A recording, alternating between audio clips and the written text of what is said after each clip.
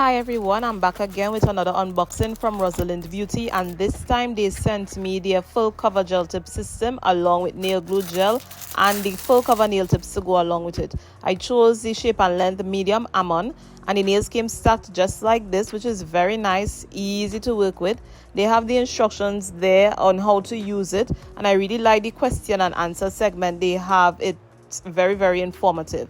So to apply these nails, first I have to measure, and I'm just measuring right here, and once you find the appropriate size for all your nails, you just simply pull it off. These are the sizes for all of my nails, and now I'm going to do some nail prep. So I'm using my e-file just to take the shine off my natural nails using this sanding band, and then I go in with a smaller drill bit to get into those corners. Now I'm doing some dehydrator and primer. And this step here, I'm using some peel off base coat because I'm not keeping on the nails so long. But if you're keeping on the nails, skip this step. Alright, once I'm done with that, I'm buffing the inside of the nail. And once I'm finished, it looks like that. Now we're going to be using the nail glue gel. So what you're doing, you're applying some of the glue gel to the underside of the nail. Not too much, not too little bit. And then you're going to start at the cuticle area and apply it to your natural nail. Hold it in place, and you use your UV LED lamp to flash cure it.